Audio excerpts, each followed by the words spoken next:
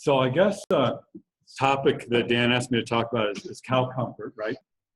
Start with a food for thought here. There was a survey that was just published recently from done in Michigan State, but they tried to survey the average consumer in the U.S. They were focused on things like animal welfare and so forth.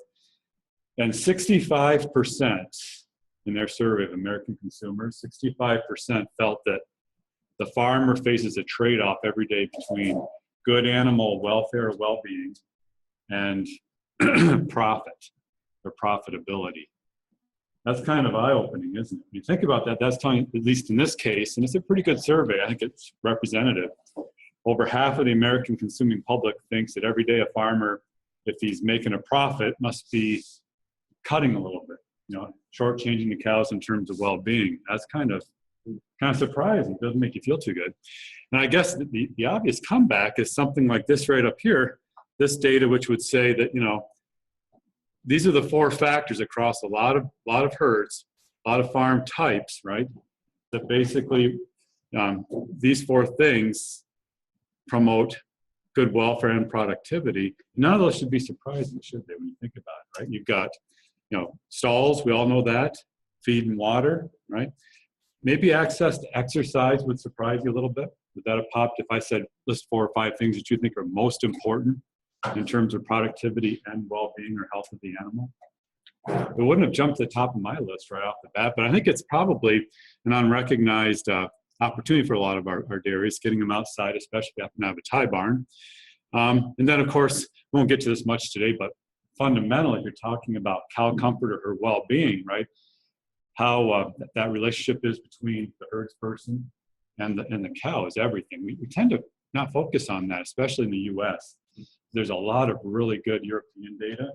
If you're talking about the fundamentals and the low-hanging fruit on a lot of dairies, I like to ask farmers, are you a source of comfort or stress, right, to your cows day in and day out? And people can answer that question for themselves.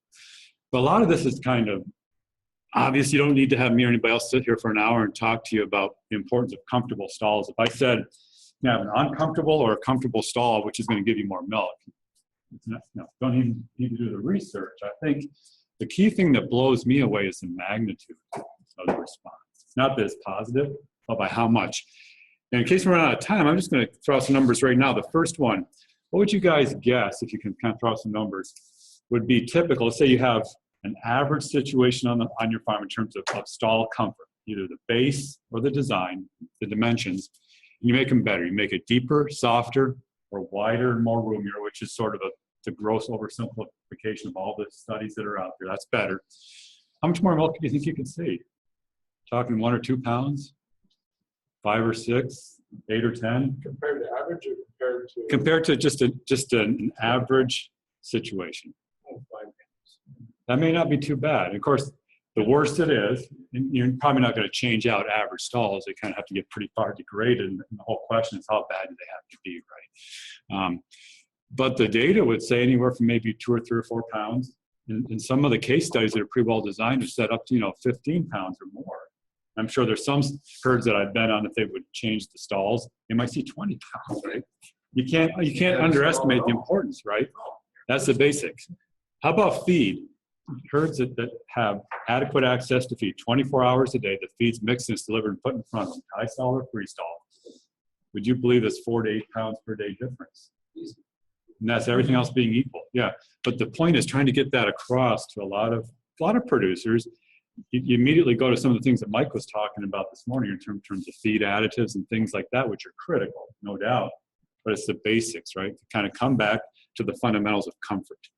All right. I think a lot of that has to do with just what people understand those to be in the first place. Defining cow comfort, what's a comfortable stall, what's access mean. Yeah. Not everybody can click in to define that and understand that the same way, or within a range of the same way that makes it so they'll get the same. I come across that a lot with any people and any kind of thing, but some people just never quite seem to understand what that definition is. Right. And some of it can be pretty straightforward, like stalls. That's the obvious thing. I mean, if someone really wants to learn, the data's out there. You can find it everywhere. what are recommended dimensions, what's the right kind of base, and if you can't get sand, there's a lot of information on alternative beds, which can get you close to sand. You can look at water beds, different types of matches. Oh, that stuff's out there. So really, if somebody wants to learn, they can. Some of the other things, though, and I'll just skip right to it, doesn't always involve the facilities per se. It's kind of a mindset of how you manage the cows for their comfort or well-being. So, I like to say, how much does it cost, really, other than a change of the way you think about things to make sure feed's there, right? That's really a labor management thing, isn't it? When you choose to push up feed. Or, I'll come back to this, but time outside the pen. So this would be for freestall farms, obviously. I think, in fact, I know, I don't feel more strong about anything really in my life, I guess, except professionally. I guess I don't like betting this, but anyway, I've got, there's a microphone right here being recorded. You don't know my wife. Anyway, okay, I just stand. But it's time budgeting, right? And you've heard me talk about this if you've heard me before, but time outside the pen for the cow, she's out there moving to and from the parlor, maybe getting some vet checks done, that kind of thing. But really, that's time out of her productive 24-hour cycle. Because if she's in the pen, what's she doing? She's eating, she's drinking, she's laying down. And that is far more critical to her than the time spent standing, waiting to get in the parlor or not. So I think the second one there, and again, there's so many ways to keep time outside the pen to lessen that benchmark of 3.5 hours a day. We need to think about that, right? And you can go on down the list, but again, how much does it cost to be gentle, calm, and considerate around your herd? And you'd be surprised how many farms you walk onto, and you see the milker still maybe being a little bit rough with the cows, or even the farmer himself or herself, right? Everyone has a bad day, but it shows in the cow. So a couple of pictures here. So you guys, does this happen in Vermont? I'm not sure if it does or not. I'm guessing probably some farms see that, right? What is that? What's that problem? Overgrass. That's actually heard from Western New York, right? Oh, I didn't have to go that far to get it. No. No. Yeah. We can tell we have different fans. Everything in New York is west to me. Yeah. West of Lake Champlain. Yeah. But that's a huge issue in our industry. Yeah. I mean, just maybe not right here today in this specific region, but if you look in the Northeast and across the country, I'm amazed at what farmers consider to be normal baseline stocking density versus overcrowding. I was in January, spent quite a bit of time out in the Minneapolis area talking to some really good farms, I'm sure, but by show of hands, basically came down to until you're at 120% stocking density, right, on a stall basis.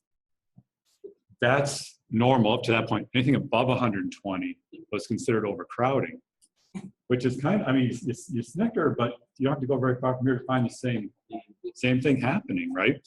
And we can sometimes manage around it. That's not really my point today, but they're compromising your comfort, right? And there's no doubt that at some point the consuming public's going to start wondering, what are you doing putting that many cows into a pen?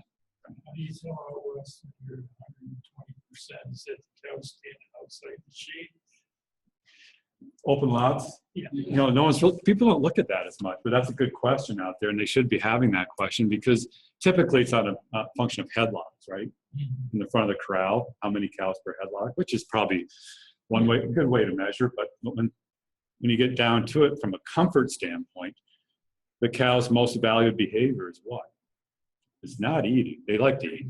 Laying down's resting time, right? So you think about these corrals, how much square footage is available per cow, but really it should be how much desirable square footage is there. If it's shaded, if it's dry, all that kind of stuff. And I don't know if any data. Right. So I think there's big improvements that could be made out west. How about this? Can you see with the lighting in here? What's the problem in this slide? The bunk, it's not uniformly distributed, right? If you look down here at the far end, and if that happens chronically on a dairy, it's easy to say, well, that's not that big a deal because right here, there's plenty of feed if we assume this is close to the end of the feeding cycle, right? What's that? Doesn't look like much anyway. Yeah, it's getting close. Yeah, and this is actually from a study we did looking at feed refusals and the effect on performance. But data would tell us that, first of all, cows don't use every foot of bunk space. They don't use every stall equally. They have preferred areas. And if you work around cows, you kind of know that. The data says it. So if you're a cow, let's say for argument's sake, that likes to have, to eat at the far end of those that fence line, and that's happening every day, that sort of situation, you're at a disadvantage, aren't you? Your comfort really is being impeded. It's going to have economic consequences. We talk about grazing behavior. In this sort of situation, cows are going to be grazing, moving their heads in and out, up and down. And what's that cause along the length of the bunk? I'd say social turmoil, right? Really, because there's no way they can have focused feeding behavior when someone's trying to get in there and get to the feed. And you see that happen. And no study I know of has related that to intake or milk production per se, but it's going to affect feeding behavior. And this one doesn't have it, but you have over 50% more negative interactions. I've got a slide that says that when you have this sort of non-uniform feed availability and also quality. So think mixing uniformity. All of that comes into play, right? And then this one, so here, how often do you walk onto a farm and you see this situation here, and it's not, and the feed delivery guy isn't ready to come right along within the next half hour, right? Here's a tie stall. And I love to show this to the kids that we teach at the Institute, because that one cow can almost see her reflection. So on the one hand, it's good to have a nice, clean, smooth feed platform. We all know that, boost intake. But if the cow can see a reflection, there's a problem. What is it? There's no feed. There's no feed, right? But you can. I think that's just a trick of the camera. But I swear to God, you can see her nose reflection right there. Anyway, so just some data to start putting some numbers to this. This is one of my favorite studies coming up because it's pretty unique, and maybe you've seen this before. It was done in Spain, and they had this cooperative where they had almost 50 dairies, right? And what's unique about that situation is all those dairies had the same central feed mill. So every single day, the same TMI was mixed and delivered each of the 47 dairies. So nutrition as a factor was taken off the table in terms of explaining variation among all those different dairies. Since they were part of the same cooperative, they had the same genetic base, pretty much. So genetics and nutrition are the two big things we always think about, right, in terms of affecting variation among herds. And then so what's left, here's the average, and here's the range in milk yield among those 47 dairies, almost 30 pounds. That's all due to what? Non-diet. It's management. So people always say, management's important, and here's a good numerical or good quantitative measure of that. And in fact, the non-dietary factors had more of an impact on milk yield differences from farm to farm than nutrition did. And I'm trained as a nutritionist, so it doesn't make me feel too good, but you guess it. How many times, we all know situations where a nutritionist will feed how many different herds up and down, even the same area, maybe on the same road, and all those herds don't have the same milk production, do they? And it's not because the nutritionist purposefully tries to give different diets, right, to create different, like he likes you, so he makes sure you get high production and gives a bad grain mix to someone down the street. That doesn't happen. It's just differences in management style. And for today's purposes, here's the important take home at the bottom of the slide. The top three of those non-management factors, the first two really relate to feed availability. Nothing sexier than just making sure feed is in front of the cows, pushed up, freshly delivered. And I would say 24/7, right? And so you look at this, obviously the numbers on the left are herds that have feed availability. Either they're feeding for refusals or they're pushing up the feed. But I'd like to ask farmers, what else can you think of? Well, it would give you 4 to 8 pounds per day milk, just as a single factor. There's not too many, is there? I mean, BST might be one, but that's kind of, doesn't work anymore. Maybe milking frequency went from 2x to 3x or 4x. I mean, they're big management things that we're talking about. But what you're describing is also not a cost condition. You don't have to. That's my point, right? You're not buying a product. Yeah. Well, if you do it right, they'll probably eat more feed. So there's a marginal cost of extra dry matter consumed, but that's a good thing because they also become more efficient. So whatever you're feeding more of, it's going to be more profitable. Exactly. So I guess you nailed it. That's the point. Is that relatively I'd say inexpensive approaches can give you the productive or the profit responses, right, with some pretty major and more expensive technologies, right? And so if you go onto a farm and you see an empty bunk, and the person implies that it's empty for several hours a day pretty routinely, that is a major missed opportunity in terms of profitability. And then of course, stalls per cow, stocking density. And I've got some stuff here, I'm gonna skip over some of it, but I love this slide. This is one of my favorite. I don't tell very many stories, but I love this one. So we always bring the University of Vermont and BTC, this 2+2 program, the farms kids, out on a Western trip. In fact, right now they're out in Reno for the dairy management conference out there. A few years ago, we went to a Jersey farm, obviously, as we're showing here, and went to snap a picture because this farm, you can tell, is overcrowded, right? You can just see those little guys squirming in there in that picture. Just a sort of a seething mass of jerseys. Now, get ready to take the picture. All of a sudden, this one lone Holstein pops up. I don't know where she came from. It's like she's going, "Save me, I'm drowning," in this little sea of jerseys. And so we snapped the picture. She just slowly subsided back below the surface, and we never saw her again. We were on that farm for 2 hours. We never saw her again. But anyway, my point is, I guess, it's an overcrowded jersey. So it's not just a Holstein problem. Anybody can be overcrowded. But in terms of performance, coming back to profit, there's a couple data sets like this, but this is one that's pretty illustrative, pretty typical. So here we have stalls per cow on the x-axis, and then milk yield in kilos on the y. So think about that. It means as you go from left to right, you're having more stall availability. They're becoming less and less overcrowded, right, or stocked. And there's a lot of variation. Each one of those dots is one of those 47 farms we just talked about. Clearly, other things come into play than just stocking density. But yet, if you look at this R square, I know Mike Hutchins talked about these coefficients here, that would tell you that everything else being equal, just stalls per cow explains about a third of the variation among those dairies in milk. Just stocking density. How hard did the cow have to compete for a place to lie down? And that's critical to the cow. How hard does she have to compete for a place to lie down comfortably? All right. So as you look at that, two things come into my mind. First of all, if you come here and you have plenty of stall availability, so there's more than one stall per cow. Let's take 1.2 or 3 or 4. You would never run a dairy like that in the U.S., right? Where you undercrowd your lactating cows. So, under 100%, I never see that.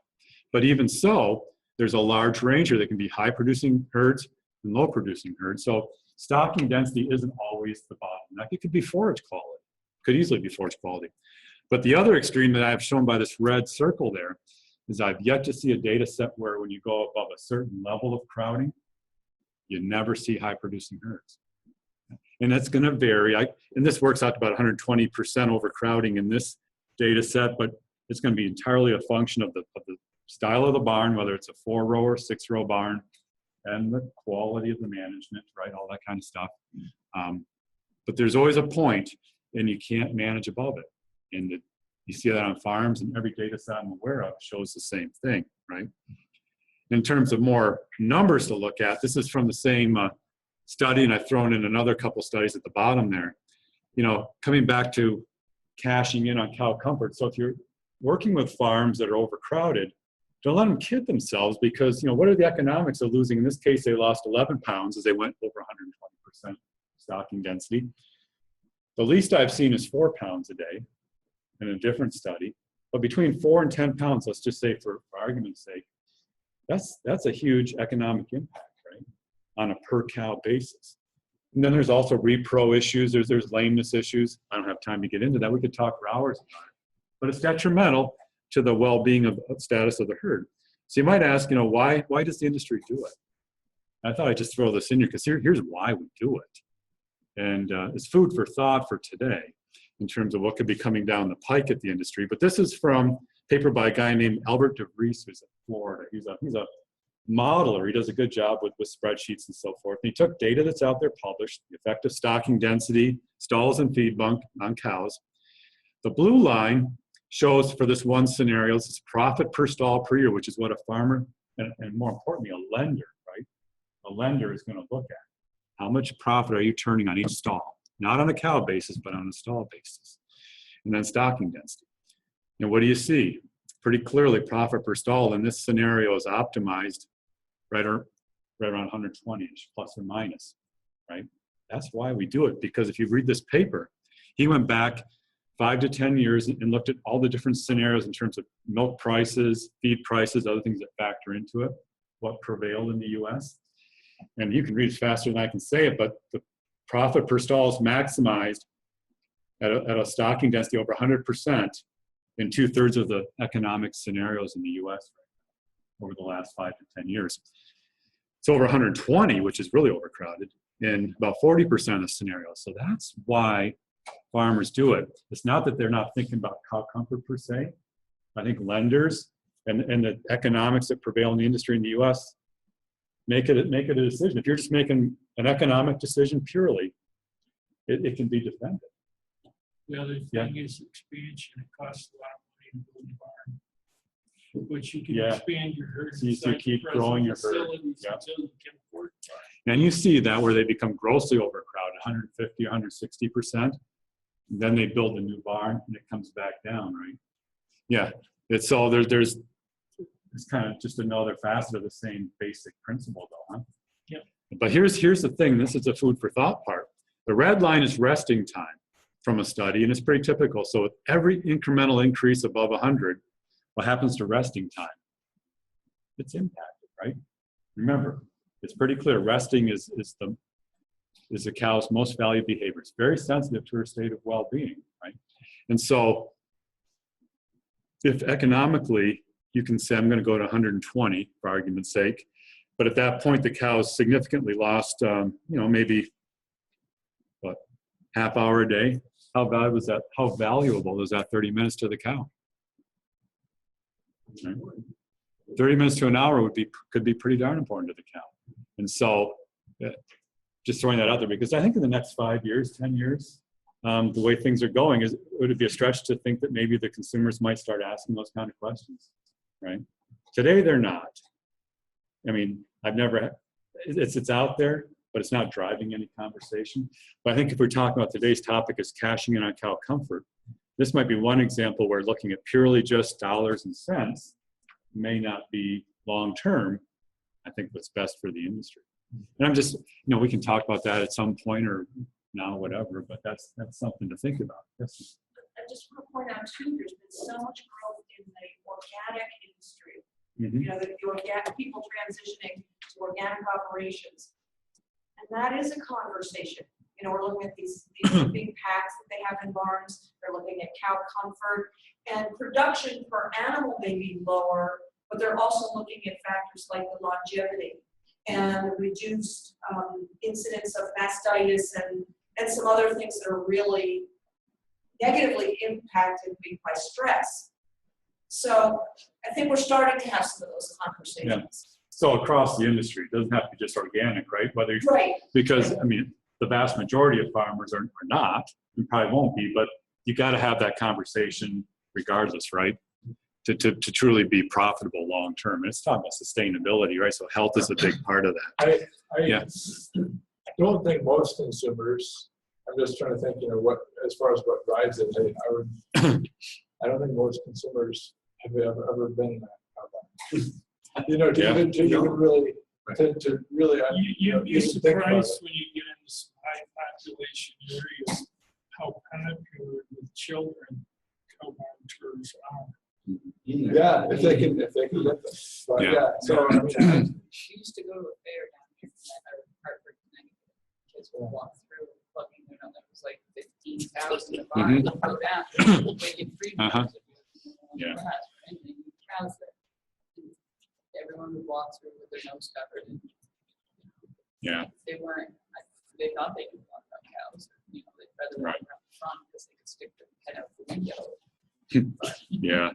Well, I don't think most of them have been. Right. Look at we do exit interviews for all the visitors who go to the Breakfast on the Farm program. Yeah. Are you all familiar with that? Yeah.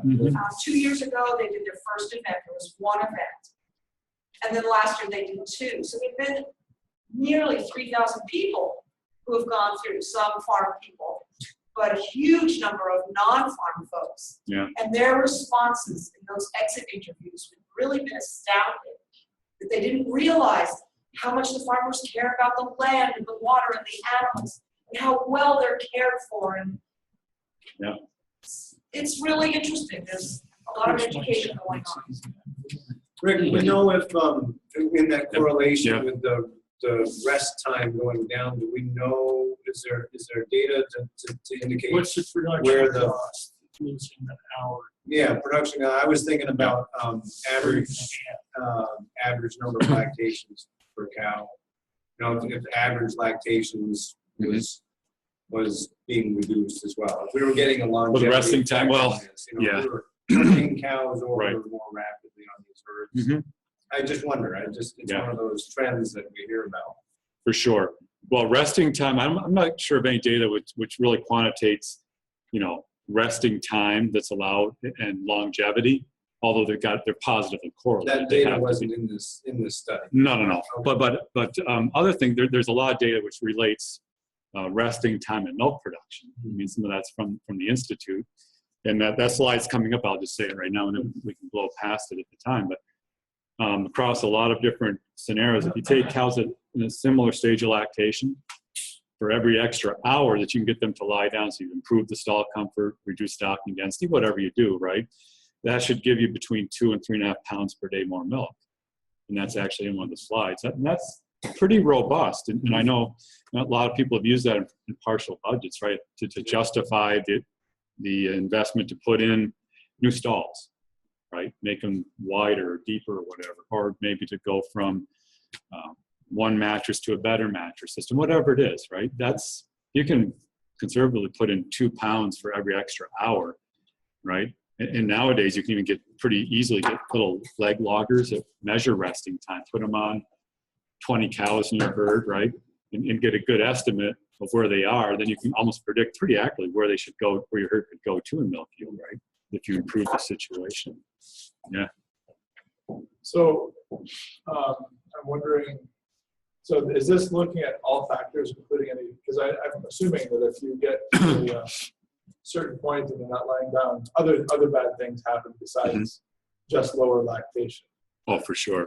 So Yeah. does that profitability curve account for some of those other factors? Or just I took out, there's other slides here, but yeah, if you go to that, so there's a website where you can pull up the spreadsheet and see what the little equations are. But so a big driver obviously is milk price and feed cost, but also has the value of insemination, of a pregnancy, all the major factors which would come into play in terms of the profitability of a lactation. Those are considered. Yeah. Right. And so if you're interested, it's in the Journal of Dairy Science. It's not perfect, of course. It's a model, and there's not maybe enough data to make it perfect, but it's pretty accurate. I mean, it fits with what your gut would tell you when you do run some of these different scenarios. Yeah. Couple of slides on some recent stuff. We've been really focusing on the diet, the management system around her, and then also, not to get into the weeds here, but on rumen pH. Guess as a nutritionist, when I look at the comfort of a cow, her well-being, and profit coming down the road, I think, okay, focus first on the rumen, right? You've got to optimize the rumen, but then that rumen is being carried around by this cow, and so you worry about her well-being. It's sort of like you feed the rumen, feed the cow, and everybody's happy. That's my simple-minded way of looking at it. Just one quick slide. I think everybody in the room would get it, that rumen pH is critical. And we talk about SARA, subacute rumen acidosis, right? People have heard that. And I'm simplifying things for time's sake here, but generally speaking, a pretty defensible benchmark is hours in a day that the pH is less than 5.8 in the rumen. That's when she is acidotic to the point where it's going to have a significant impact on her ability to digest feed and be healthy, right? A cow that has, say, more than 3 or 4 hours a day routinely with pH less than 5.8 is going to be at greater risk for laminitis. Certainly she won't be efficient. She'll have low milk fat, low milk protein, all the things which kind of drive against health and productivity and profit. So we did a study here in the last year or so looking at stocking density, 100 and 142% bookends. But in our barn, 142%, I think this would be, this is best case scenario. And in our barn, we have a lot of extra room. This could be maybe 120 or 130 in a lot of practical farms, right? So I would say in your mind, think no overcrowding. Then we had 2 different levels of fiber. And this might be terminology you haven't heard of, UNDF, is that? Maybe not. Just think about it more simply. both of these diets, this thing's out. But anyway, let's see if I can do this. Both of these diets are typical. These are high production diets. This one's a little hotter than that one. Basically, we add a little bit of straw into the one on the left, the 9.7% UNDF 240. Still highly digestible, but a little safer. Should stimulate a little bit more rumination, that kind of thing. So we had highly digestible, little hotter, little safer diet than overcrowding or not. And here's time under pH 5.8. Well, if you look at this, when you have 100% stocking density, 1 cow per stall or 1 cow per headlock, it didn't really matter. The diet didn't have a big effect, did it? There's maybe a little bit of an impact of having a little higher fiber diet, which makes sense, but both those are really safe pHs. You go to 140% over here, and now what do you see? Now you can see there's a huge effect of having that safer diet, which makes sense, but the big take home to me, which I wouldn't have guessed till we did the study, is what had the biggest impact on the rumen pH, on her rumen health? Was it the diet and the fiber content, which is what you always learn in the textbooks, right? And related to stocking density. So the take home here is the management environment, we've done several other studies since then, overrides the effect of the diet in terms of her rumen health, right? You still want to pay a nutritionist good money to put together a good diet for you, right? And look at the fiber from the forages and all that kind of stuff. Look at the particle size, but don't neglect the environment, the management environment. Because the other thing here is if you have that feed restriction, if you overcrowd, even if you don't, but you have feed not available 24 hours a day in our studies, we found that rumen pH could be acidotic for over 9 hours a day. To put it that cow, if that were a cow in the real world on a farm, she would not last a lactation, right? She'd be burning out, to use that term, right? And it has nothing to do with the diet, really. It has everything to do with how you manage the diet and the environment you put the cow in when you expect her to eat that diet, right? Too much competition at the bunk. She's probably slug feeding and screwing up the acidity of her stomach. So wouldn't she potentially also not be ruminating as long as she should per day, which also has some buffer? Oh, for sure. Capacity, right? So I mean, there's some. It's not just an overcrowding because of overcrowding. There's. Well, it's what that does to the cow, yeah, right? What it does. So if she's overcrowded, a couple things happen. One is she has to compete harder for the feed, and if it's a subordinate cow, say it's the first calf heifer or a smaller cow, when she finally does get up there, or a lame cow, she has feed in front of her, no one's around getting ready to push her out. She's going to eat as fast as she can, probably faster than she normally would, which is going to just deliver so much fermentable feed to her rumen at one time that it just stimulates a rapid production of BFAs, acids, right? The other thing, though, is she doesn't ruminate as much, because when cows are stressed, they don't ruminate as much. It's under voluntary control, right? And so whether she's lying down or standing up later, there's less total time ruminating, but also they don't ruminate as much lying down in the stall because they don't have as much access to it, right? It's part of the competition. And we found in the same study, it was kind of neat, the most effective rumination is when the cow is lying down in the stall. I mean, a cow can ruminate standing on her head, probably, right? They can ruminate standing up or lying down. Mm-hmm. But actually, the best salivary secretion, the best buffering occurs when the cow is in a comfortable resting position, lying down. So you want a cow to eat at a normal rate of speed, so not a lot of competition, get a drink and lay down. She needs to lay down for about 12 hours a day, and 90% of her rumination is going to happen when she's laying down, if she's being managed properly, right? And so I just said a mouthful there, because if you could have a system that made that happen every day, day in and day out, you would have a highly profitable, healthy dairy. It'd be one of those easy dairies to manage, right? If she could eat when she wants, 5 hours a day, no rush, lie down 12 hours a day, and do most of her rumination there. That's what she was designed to do. That's what she was designed to do. All right. You guys recognize this farm? It's not too far from Burlington. It's Conant's. Anyway, the reason why it's on there, because I stole this slide from this young lady named Melissa Wolpert, the first author. She was a grad student. Maybe some of you know her. She got her master's last year at the Institute with the UVM.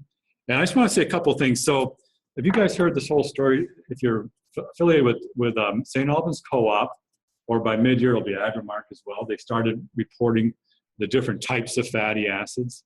So de novo, mixed and preformed. Today I just want to talk about just a couple things relative to de novo fatty acids. That means those are the fatty acids made from scratch in the mammary gland. Relative to profit, what's neat about that is the higher the percentage of fatty acids that are made from scratch in the mammary gland, the higher the total fat and the higher the total protein output every day. So it drives the milk check, right? And so you might ask, what causes the cow to produce more de novo fatty acids? And really, they're built from acetate and butyrate. They're built from VFAs. So those are the VFAs produced when the cow's efficiently fermenting fiber, forages, right? And so if you have a well-designed diet and you are feeding and managing that cow for healthy rumen conditions, including pH, that cow should be producing more de novo fatty acids, and the herd will be producing more total fat and protein. And so I'm just saying that today because there's a couple slides here relative to what factors drive de novo, drive good rumen conditions that we need to keep in mind. I'm just boil it down to two things. First one, does that surprise you based on the first couple minutes of discussion? 65% of the variation that we found, and this was in 80 herds in Vermont and Northern New York, where she got all this data, 65% of the variation in bulk tank de novo fatty acids was explained by stocking density alone. There were other things that were important, like fiber in the diet, fat in the diet, but stocking density was the #1 determinant of de novo, but then indirectly was the #1 determinant of what are the fat and protein in the milk, which means how much money are they getting in their milk check because it's fat and protein, right? The components that drive the value of the milk. And what's neat, so the way you interpret this is HDN, that's high de novo herds, just in your mind, think those are the well-managed, well-rumen functioning herds. They were 10 times more likely to have at least 18 inches of bunk space per cow, all right? I chuckle when I read that because the standard is 24 inches.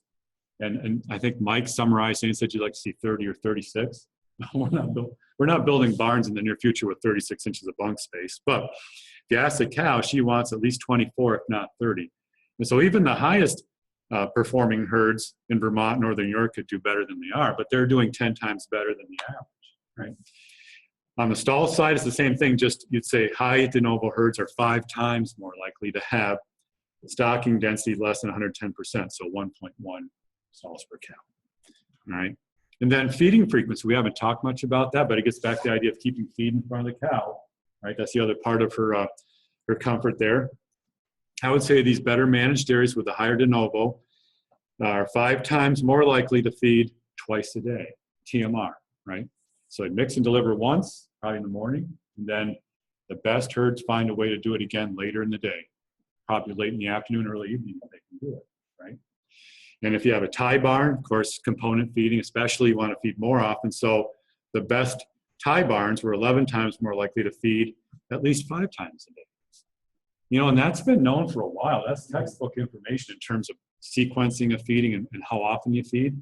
But it comes back to, in the real world on 80 dairies, the ones that are doing well profit-wise, I guess they've read the book. They're looking at feed frequency. Nothing, again, it's not rocket science, but it's doing the right thing for the rumen, for the cow every day, right? So now just a couple of basics. That's some recent work.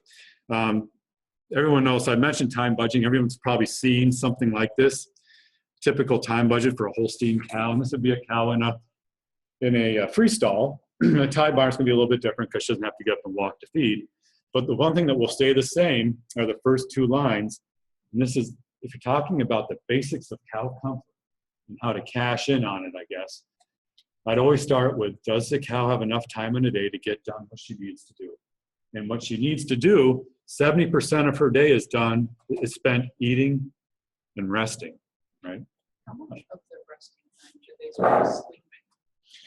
They don't sleep very much. That's a good question. Most of the data would say the cows aren't truly asleep for more than maybe an hour and a half a day. Yeah, it's in short little, maybe 8-minute bursts is what they say, but little. Yeah, like a good herdsman. Yeah, you can nod off and your cow's nod off. But it's hard to measure because to do it definitively, you got to put electrodes on their, on their head and look at their electroencephalograms, little brainwave patterns. And so people have done that. Not so much recently.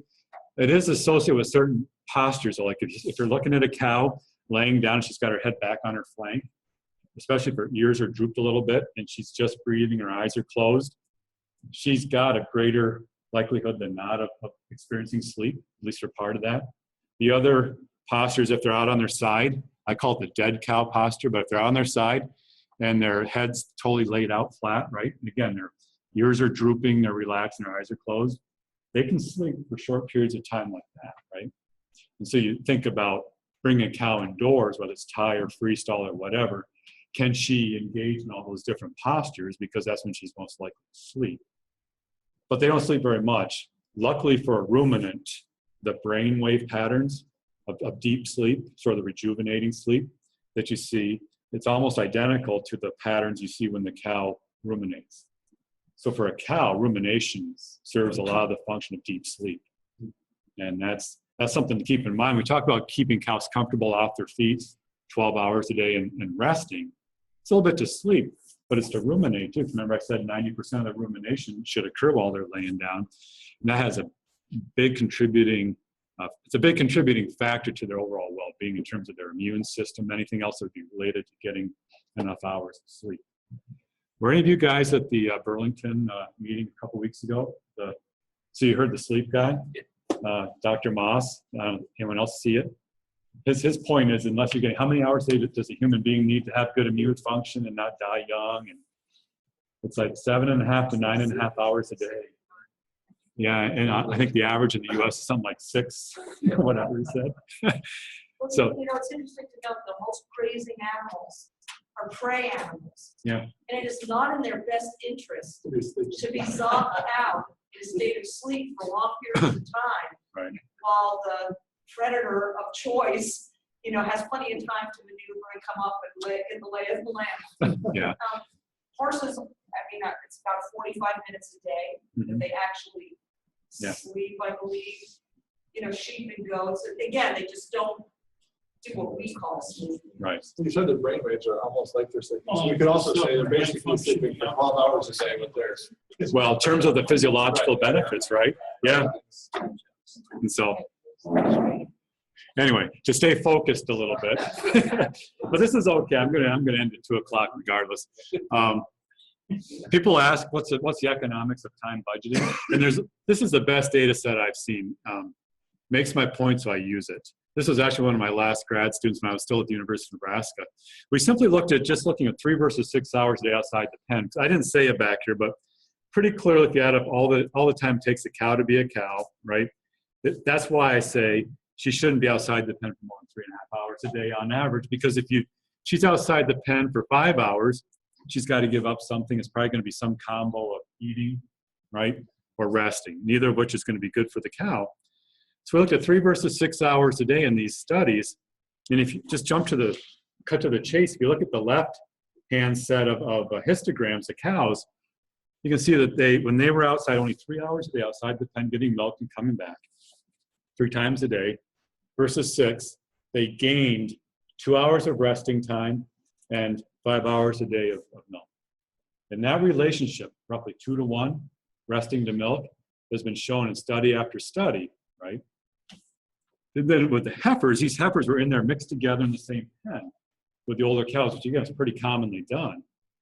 And look at these first calf heifers. They gained 4 hours a day and 8 hours or 8 pounds per day in milk. And that was just over 14 days, right? Very quick adaptation. No overcrowding, 100% stocking density. If in a vacuum, if someone came up to you and said, what you're doing right now is shortchanging your first calf heifers 4 hours a day lying down time, you wouldn't have to hear me or anybody else tell you that's bad, right? Because 4 out of 12, that's crazy. It's really crazy. So that 1 to 2, that 1 hour of rest, 2 hours of milk is something you can almost take to the banker, literally, or maybe even expand up to 3.5. That just says there's a lot of room for opportunity in the U.S. There's a huge range.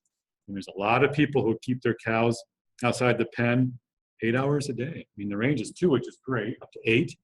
And I've got to say, in both the average and the range, in terms of time outside the pen, the higher number represents northeastern dairies in this data set, right? And I'm not sure why that is, but it is. Yeah, a lot of it, yep. And then one last thing, we talked about lameness. If I asked you, you could read ahead obviously, what single factor most drives the incidence of lameness on a dairy? And that's a huge contributor to profit, right? It would be time outside the pen. Because if we went around a group of producers, you could make a list, a laundry list of things which cause lameness or laminitis. It could be heel warts, it could be nutrition, it could be poor flooring, poor grooving, it could be sloppy, it could be all these things, right? But if you think about it, whatever it is, time outside the pen, excessive time, more time standing, right? That is going to exacerbate whatever the initial insult was, isn't it? So this makes sense. And this is some good data to keep in mind, right? Heifers need their space. I'm not going to dwell on this. It's better to keep heifers separate if you can. A lot of farmers keep them together. My only point is if you're doing that, you're degrading their level of well-being by a little bit. And if you overcrowd, you make it worse. Makes sense. And this is pulled together in one slide, what I know to be the negative economic consequences of having first calf heifers in the same pen as older cows. You know, first three bullets are all from early European work, but on average, I'd say milk production is reduced by, say, 9–10%, right? And that's pretty consistent. Other studies have shown the same thing. More recently, in that first 30 days in milk, which really sets the pattern for that whole lactation, when they're competing with older cows, greater loss of body weight, less efficiency, less drinking time, less rumination time, blah, blah, blah. None of it's good. None of it's good. And all of this data was collected without overcrowding at 100%. So if you go one step further and overcrowd, I won't go through the slide, but suffice it to say, every level above 100% just makes that first calf heifer that much less competitive, right? That's milk production. You can look at that later, but it boils down to, asking yourself or asking the farmer, if you're going to overcrowd commingled pens, what are the economics of your heifers losing 8 to 15 pounds per day off the top of their potential? And the farmer may not know it because there's no control pen on a dairy, is there? You just know what they're doing. But the data would tell you, don't kid yourself. You're losing 10 pounds a day maybe, right? Just because that they're mixed together and you've chosen to go over 100%. And the data is pretty So clear. you're losing that milk and you're potentially losing their ability to grow into the full size that they're meant to. Well, there's other Lose things, milk no next doubt, year. right? Yeah. Yeah, and just kind of. She could have a sophomore It's not slump. an actual head bump, it's just a rail or like a bump in the middle or something like that. Does that change the gravity? Well, actually, the little bit of data that's out there would say if you just have a post and rail, the effect of overcrowding of the bunk could be a little bit worse because it's easier to just place a cow, right? Headlocks make it a little bit better because they at least define a spot for the cow, and it's harder for a dominant cow to push her out. But I mean, it's not very scientific, but you've all seen her. Like if you shuck peas, you've seen a really bossy cow. She can walk down a whole section of manger, right? If it's just a rail, you can pop the cows right out of it. That's a little harder if there's headlocks holding each cow in place because they have to kind of pound on them from the back. It's not a huge benefit, right? But if I were a cow and I know it's going to be overcrowded, I'd rather see a headlock. At least when I put my head through it, I'm going to be here for a few minutes. Yeah. So there is some benefit, and plus there's all the benefit of handling the cow, right? So I'm a big believer in headlocks, but you can't overcrowd if you use them. And resting, we've talked about resting. I love pictures like that. Those are happy cows. This is the relationship between resting and milk yield. We already talked about that. And just for a moment, just drop right to the bottom. This is sort of the summary of the information I know of, which is showing what happens when you improve stall comfort. You either make them wider, you make them deeper, went to sand, whatever it is, they're now more comfortable. The cows use them more. And of course, the response, this is the measured range in response. It's going to be more or less depending on how severe the original baseline situation was. But look at that. I mean, if you're trying to put together a partial budget to improve the stalls on your dairy, I've never seen a negative number. the only challenge for the farmer to bring to the lender is really what are my cows going to do? It's not just milk, it's turnover rate, somatic cell, lameness, right? There's pretty good data on all of that. So if someone really wants to justify improving the comfort of their stalls, they need to find data like that, and it's everywhere. It's in that little book that I gave you. Use it, right? And I'd probably be a little bit conservative, and then you might be surprised, right? The worst that could happen is your cows would respond better than you projected, which is always kind of nice, right? So, but the data's there to make sound decisions based on cow comfort. I already mentioned that. Rumination, we know that. We've been talking about a lot of these things as we go along. So you may feel like I'm ripping you off flipping through this, but I'm really not too much. The one thing I do like to tell farmers is don't rely just on rules of thumb. We say, for instance, a good rule of thumb right now is to balance between wasting feed and providing enough feed availability is to have 2 to 3% feed refusal. Have you heard that? If you feed cows, that's pretty common. It's not bad if you're a wicked good manager and you feed the same amount every day and there's never slick bumps or anything like that. But we did a study again at the Institute a few years ago. This is 2%. This was just before we scraped it out, right? And I would ask anybody who works with cows, could a cow in this pen be shortchanged on feed, even though feed's there? It could be pretty darn easy, huh? Pretty easy. So don't, I guess, think about some of the thumb rules we use in the industry. And a cow's motivation to eat increases hugely after 3 hours. The study on over 3, 6, 9 hours per day feed restriction, they just wouldn't let them eat. And they had a kind of a neat setup where they had the feed and the cow was over here and then she had to run a little bit of course, like a course to get there, and they timed her for rate of, and they basically, what they described, if you think about how fast a cow normally moves, after only 3 hours a day, those cows are walking sort of like her udder would have been swinging back and forth, like she was double timing it to get to the feed, so she was hungry. And I would love to do a study where you look at 1, 2, and 3 hours, because I think our high producing cows get hungry, I think, within an hour. So I tell people, don't let the bunk for sure not be empty more than 3 hours a day, but preferably none. Okay. And then there's some data which would show if you follow that advice, the cows do a whole lot better for you. It's no fun being that cow in the middle. That is no fun. Look at the time. I think I'll do this and then hit 1 or 2 more slides and be done. But this is sort of just looking into the future. Coming back, I feel like I'm belaboring stock investing, but I'm really not. But I think it is a big challenge. But this is just some interesting insight into natural behavior of cows, which is really what you're trying to take advantage of, right? If you're going back to the title, trying to cash in on cow comfort. This was a neat study. It was called a YMA. So they gave these cows a choice. They had 1 or 2 choices. If you go this way or that way, they only used subordinate cows. So early on, they could rank the cows. And they chose the cows which were always subordinate when they had a 1-to-1 interaction. Not just first calf heifers, they could be any age. And they gave them a choice. They could have a low or a high palatability grain mix.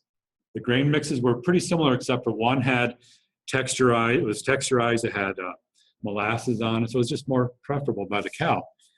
So they gave them the choice. And the choice was they could go one way and access the low palatability grain mix all by themselves. The other choice is they could get the high palatability, but it came with a dominant cow that was either 12, 18, 24, or 30 inches away. That's kind of cool, isn't it? That's a neat choice to put in front of the cow. And they ran it multiple times to get good statistics. So as you look at that, 2 things spring out. When you have really restricted bunk space, 12 to 18, almost all the subordinate cows chose the low palatability feed alone.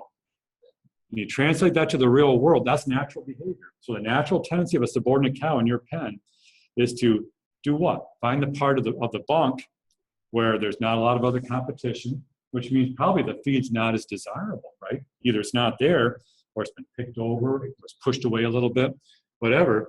But then the other take home is when you had 24, which is industry standard, or even 30 inches, and no one's building in 30-inch bunk space in our lactating pens, except maybe fresh cows.